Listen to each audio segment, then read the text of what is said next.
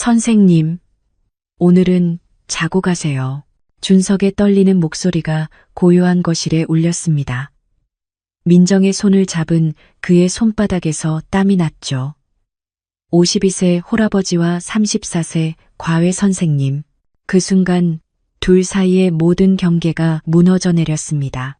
안방문이 천천히 닫히고 복도를 따라 두 사람의 거친 숨소리가 번져 나왔습니다. 학부모와 선생님이라는 관계는 그렇게 끝이 났습니다. 하지만 이 이야기는 그날 아침부터 시작되었습니다. 아무도 예상하지 못했던 한 번의 과외 수업이 바꾼 세 사람의 운명 말이에요. 이야기 시작 전 구독과 좋아요 부탁드립니다.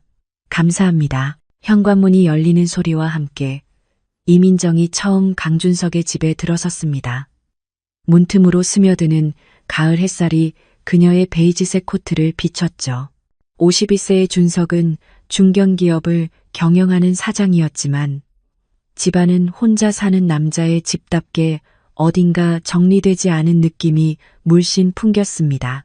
거실 한편에는 민규의 참고서들이 소파 위에 흩어져 있었고 식탁 위에는 아침에 먹다만 토스트 부스러기가 그대로 남아 있었습니다. 냉장고 문에 붙은 학교 가정통신문들도 구겨져 있었죠. 아내의 손길이 사라진 지 2년, 이 집의 모든 것이 그 공백을 말해주고 있었습니다. 안녕하세요, 강민규 군. 민정은 34살의 나이로 차분하면서도 따뜻한 목소리로 인사했습니다. 고등학교 2학년인 민규는 어색하게 고개를 끄덕였죠. 키는 아버지만큼 컸지만 아직은 소년의 얼굴이었습니다. 아내를 잃고 2년째 홀로 아들을 키우고 있던 준석에게는 집안에 울리는 여성의 목소리조차 낯설게 느껴졌습니다. 가슴 한편이 저릿했죠. 마치 오래전 기억이 되살아나는 것 같았습니다. 민규야, 선생님께 인사드려. 안녕하세요. 민규의 인사는 의례적이었지만 민정은 개의치 않았습니다. 18세 남학생이 처음 만나는 여자 선생님에게 보이는 자연스러운 반응이라는 걸 알고 있었으니까요. 그보다는 아이의 눈빛에서 익히는 경계심이 더 신경 쓰였습니다. 책상 앞에 마주 앉은 두 사람을 바라보며 준석은 부엌으로 향했습니다. 차라도 한 잔 내어드려야겠다는 생각이었죠. 찬장에서 차를 꺼내며 귀를 기울이니 거실에서 민정의 목소리가 들려왔습니다. 민규야, 이 문제 어떻게 접근했니? 답을 말해달라는 게 아니라 네가 어떤 생각으로 이 선택지를 골랐는지 궁금해. 준석의 손이 잠시 멈췄습니다. 물을 붓던 주전자가 기울어진 채로 공중에 떠 있었죠. 지금까지 민규가 만났던 과외 선생님들은 대부분 정답부터 알려주고 문제 유형을 암기시키는 시기였는데 민정은 달랐습니다. 아이의 사고 과정을 들여다보려 하고 있었거든요. 저는 이게 답인 것 같은데 확신이 없어요. 확신이 없다고? 그럼 왜 이걸 골랐을까? 다른 선택지들은 왜 아니라고 생각했어? 민정의 질문은 계속 이어졌습니다. 하지만 다그치는 느낌이 아니라 정말로 민규의 생각을 이해하려는 진심이 느껴졌죠. 준석은 찻잔을 들고 거실로 나가며 그 모습을 지켜봤습니다. 아, 그렇게 생각한 거구나. 그런데 민규야, 여기 이 부분을 다시 한번 봐봐. 작가가 왜 이런 표현을 썼을까? 민정은 교과서의 한 구절을 가리키며 설명했습니다. 그녀의 손가락이 글자 위를 따라 움직일 때 준석은 문득 그 손이 섬세하다는 생각을 했죠. 긴 손가락, 깔끔하게 정리된 손톱, 그리고 설명할 때마다 자연스럽게 움직이는 손짓까지 단순히 문제를 푸는 것이 아니라 글의 맥락과 작가의 의도까지 짚어주는 모습에서 준석은 민정이 단순한 과외 선생님이 아니라는 걸 느꼈습니다. 그녀의 목소리에는 아이를 진심으로 아끼는 마음이 담겨 있었거든요. 선생님, 그럼 이 문제는 어떻게 풀어야 해요? 민규의 목소리에 조금씩 생기가 돌기 시작했습니다. 처음에 어색함이 사라지고 진짜 궁금해하는 표정으로 민정을 바라보고 있었죠. 펜을 돌리던 손도 멈춰 있었습니다. 좋은 질문이야. 그런데 답을 바로 알려주기보다는 네가 스스로 찾을 수 있도록 힌트를 줄게. 이 지문에서 화자의 감정이 변하는 지점이 어디인지 찾아봐. 준석은 차를 내려놓으며 그 장면을 지켜봤습니다. 컵받침과 도자기가 맞닿는 작은 소리가 났지만 두 사람은 전혀 신경 쓰지 않았죠. 민정이 민규를 가르치는 모습에서 그는 단순히 지식을 전달하는 것 이상의 무언가를 보았습니다. 진심으로 아이를 이해하려 하고 아이가 스스로 답을 찾을 수 있도록 기다려주는 인내심, 그리고 격려하는 따뜻함이 있었죠. 그 순간 준석의 가슴 한편에서 무언가가 움트기 시작했습니다. 맞아. 바로 여기야. 민규야, 네가 찾았네. 정말 잘했어. 민정의 칭찬에 민규의 얼굴에 미소가 번졌습니다. 그 모습을 보며 준석은 가슴 한편이 따뜻해지는 걸 느꼈죠. 아내가 세상을 떠난 후 집안에서 이런 온기를 느껴본 적이 언제였을까 하는 생각이 들었습니다. 창밖으로 지는 석양이 거실을 붉게 물들였습니다. 2시간의 수업이 끝나갈 무렵 준석은 민정이 단순한 과외 선생님이 아니라 인격적인 따뜻함을 가진 한 사람으로 다가오기 시작했다는 걸 깨달았습니다. 그녀가 민규를 대하는 모습에서 그는 진정한 교육자의 모습을 봤고 동시에 한 여성의 세심함과 배려를 느꼈죠. 무엇보다 이 집에 오랫동안 없었던 것이 돌아온 기분이었습니다. 바로 웃음소리였거든요. 시간이 흘러 한 달이 지났습니다. 어느 목요일 저녁, 평소와 다름없이 수업이 진행되고 있었는데 민규가 갑자기 연필을 내려놓더니 멍하니 창밖을 바라봤습니다. 민규야, 무슨 일 있니? 민정의 부드러운 목소리에도 민규는 한동안 대답하지 않았죠. 창밖으로 보이는 가로등 불빛을 바라보며 뭔가 깊은 생각에 잠겨 있었습니다. 그러더니 조용히 입을 열었습니다. 선생님, 오늘이 엄마 기일이에요. 그 순간 거실이 조용해졌습니다. 부엌에서 설거지를 하던 준석의 손도 멈췄죠. 물이 떨어지는 소리만이 싱크대에서 울렸습니다. 민규의 목소리에는 억지로 참으려 하지만 어쩔 수 없이 새어나오는 슬픔이 묻어 있었습니다. 엄마가 살아계셨다면 지금쯤 제 공부를 봐주고 계셨을 텐데요. 아빠는 회사 일 때문에 바쁘시고 저는 혼자 공부하는 게 가끔 외로워요. 민규의 눈가에 눈물이 고였습니다. 건장한 남학생이지만 결국 엄마가 그리운 아들일 뿐이었죠.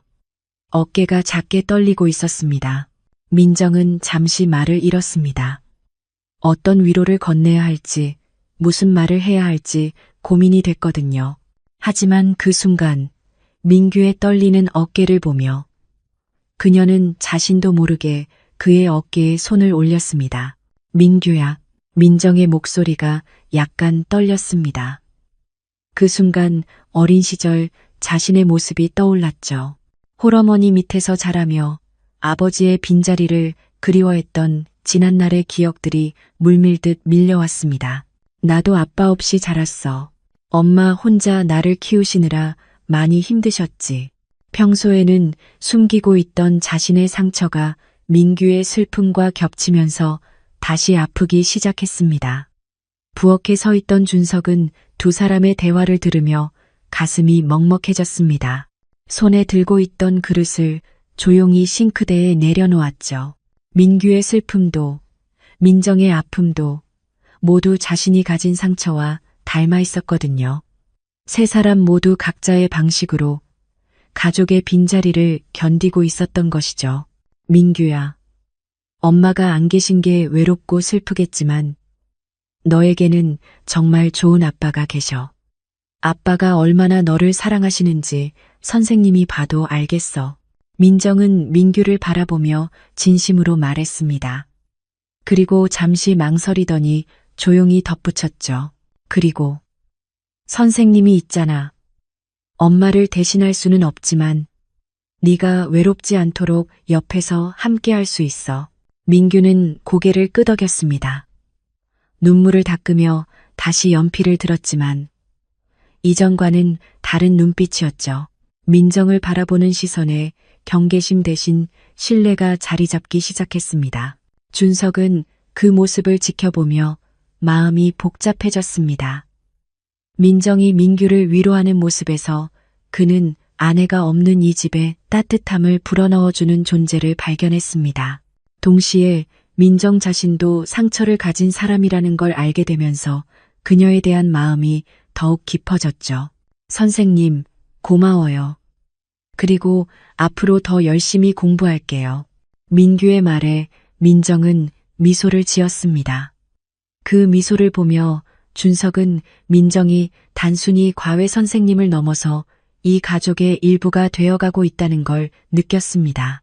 그리고 그런 변화가 자신에게도 민규에게도 필요한 일이라는 걸 깨달았죠. 수업이 끝나고 민정이 준비물을 정리하는 동안 준석은 차를 한 잔 더 내어왔습니다. 평소보다 조금 더 진한 차였죠. 세 사람 모두에게 위로가 필요한 밤이었으니까요. 과외가 끝나고 민규가 학원으로 향한 후 집안은 고요해졌습니다. 현관문이 닫히는 소리와 함께 민규의 발걸음이 멀어져 갔죠. 계단을 내려가는 발소리가 점점 작아지다가 결국 사라졌습니다. 평소 같으면 민정도 함께 자리를 떴겠지만 오늘은 달랐습니다. 신발을 신으려 몸을 굽혔던 민정이 준석의 목소리에 동작을 멈췄죠. 잠시만요. 민규 시험 대비 전략에 대한 상담이 필요할 것 같은데. 준석의 말에 민정은 다시 거실로 돌아왔습니다. 소파에 앉으며 가방끈을 정리하는 그녀의 손끝이 미세하게 떨리고 있었죠. 지난 몇 주 동안 마음 한편에 자리 잡았던 묘한 감정이 오늘따라 더욱 선명하게 느껴졌습니다. 준석은 부엌에서 커피를 내리며 민정의 뒷모습을 바라봤습니다. 베이지색 니트 카디건이 그녀의 어깨선을 따라 부드럽게 흘러내렸고 목덜미에서 풍기는 은은한 향기가 부엌까지 전해졌죠. 커피 머신에서 나는 소리가 유독 크게 들렸습니다. 컵을 잡은 그의 손에 힘이 들어갔습니다. 거실로 돌아온 준석이 커피잔을 내려놓자 도자기가 받침과 부딪히는 작은 소리가 울렸습니다. 두 사람 모두 그 소리에 순간 몸이 경직됐습니다. 공기가 무거워졌습니다. 평소보다 조용한 밤이었죠. 민규의 성적 향상에 대한 이야기로 시작된 대화는 점점 개인적인 영역으로 흘러갔습니다. 준석이 혼자 아이를 키우는 어려움을 털어놓을 때 민정의 눈빛이 부드러워졌죠. 그녀 역시 아버지 없이 자란 경험이 있어 그의 마음을 이해할 수 있었습니다. 가끔은 어른으로서의 외로움이 더 힘들 때가 있어요. 준석의 고백이 이어졌습니다. 목소리가 평소보다 낮아져 있었죠. 대화가 깊어질수록 두 사람 사이의 거리도 좁혀졌습니다. 처음에는 소파 양끝에 앉아있던 그들이 어느새 가운데로 모여들었습니다. 민정이 몸을 앞으로 기울여 준석의 이야기에 집중할 때마다 그녀의 향기가 더욱 진하게 퍼졌습니다. 은은한 라벤더 향이었죠. 거실의 조명이 그녀의 얼굴을 부드럽게 비추었습니다. 정말 힘드셨겠어요. 그 순간 민정이 위로의 의미로 그의 손등에 자신의 손을 살짝 올렸습니다. 따뜻한 체온이 전해지는 순간 두 사람 모두 숨이 멈췄죠. 민정의 손이 떨리고 있었습니다. 준석도 마찬가지였습니다. 서로의 떨림이 전해지면서 공기가 더욱 무거워졌습니다. 거실을 비추던 은은한 조명이 두 사람의 얼굴에 그림자를 만들었죠. 시계의 초침 소리만이 고요함을 깨뜨렸습니다. 민정 씨, 준석이 천천히 손을 들어 민정의 뺨에 갖다 댔습니다. 그의 손바닥이 닿자 민정의 속눈썹이 파르르 떨렸죠. 눈을 감은 그녀의 얼굴에서 긴장과 설렘이 동시에 느껴졌습니다. 두 사람의 얼굴이 가까워졌습니다. 서로의 숨결이 느껴질 정도로 말이죠. 준석 씨, 민정이 그의 이름을 부르는 목소리는 거의 속삭임에 가까웠고 그녀의 이름을 부르는 준석의 목소리 역시 떨리고 있었습니다. 입술이 맞닿는 순간 거실에 시계 초침 소리만이 들렸습니다. 처음에는 조심스럽고 부드러웠던 키스가 점점 간절해졌죠. 오랫동안 억눌러왔던 감정들이 한순간에 터져나왔습니다. 민정이 준석의 어깨에 손을 올렸고 준석은 그녀의 허리를 감쌌습니다. 두 사람의 심장박동이 빨라졌죠. 이성과 감정 사이에서 균형을 잃은 순간이었습니다. 선생님, 오늘은 자고 가세요. 준석의 속삭임이 민정의 귓가에 닿았습니다. 민정은 잠시 망설였지만 고개를 끄덕였습니다. 두 사람은 조용히 안방으로 향했습니다. 안방 문이 조용히 닫혔고 복도는 고요해졌습니다. 달빛이 창문을 통해 거실로 스며들어왔죠. 시간이 흘러 정신을 차린 두 사람에게는 만족감과 동시에 민망함이 밀려왔습니다. 현실이 다시 돌아온 것이죠. 정말 죄송합니다, 선생님. 준석은 어쩔 줄 몰라 했습니다. 이성을 잃었던 자신에게 당황스러웠거든요. 아니에요. 저도 죄송해요. 민정은 서둘러 옷을 챙겨 집을 나왔습니다. 현관문이 닫히는 소리가 유독 크게 울렸습니다. 며칠이 지났지만 두 사람 사이의 공기는 여전히 어색했습니다. 민정이 과외를 위해 집에 들어설 때마다 현관에서부터 긴장감이 흘렀죠. 준석 역시 평소처럼 자연스럽게 인사를 건네지 못했습니다. 그날 밤의 기억이 두 사람 사이에 보이지 않는 벽을 세워놓은 것 같았습니다. 민정은 민규와 수업을 하면서도 자꾸만 시선이 부엌 쪽으로 향했습니다. 준석이 설거지를 하거나 차를 우리는 모습이 보일 때마다 가슴이 두근거렸죠. 손에 든 연필 끝이 미세하게 떨렸고 그런 자신을 발견할 때마다 애써 평정을 되찾으려 했습니다. 준석도 마찬가지였습니다. 회사에서 회의를 하는 중에도 문득 민정의 모습이 떠올랐죠.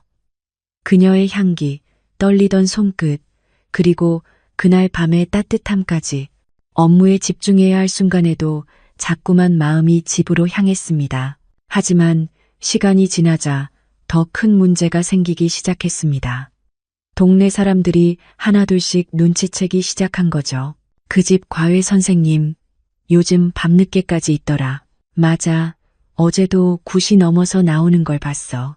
아파트 엘리베이터에서 들려오는 주민들의 수근거림이 준석의 귀에 들렸습니다. 가슴이 철렁했죠. 민정 역시 마트에서 비슷한 이야기를 들었습니다.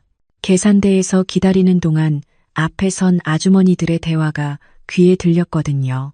홀아버지 집에 젊은 여자 선생님이 늦게까지 있으면 말끝을 흐리는 아주머니들의 시선이 따가웠습니다.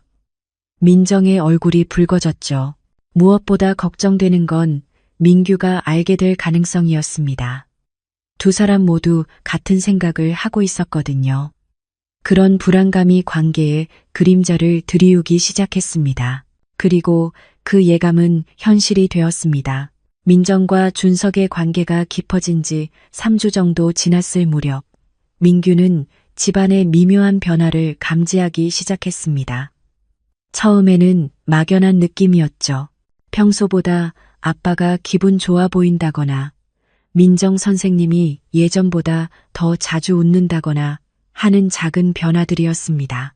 어느 화요일 저녁 민규가 화장실에서 나오다가 부엌에서 이상한 광경을 목격했습니다. 식탁 위에 머그컵 2개가 나란히 놓여 있는 모습이었죠. 하나는 아빠가 평소 쓰던 검은색 컵이었고 다른 하나는 집에서 본 적 없는 하얀색 컵이었습니다.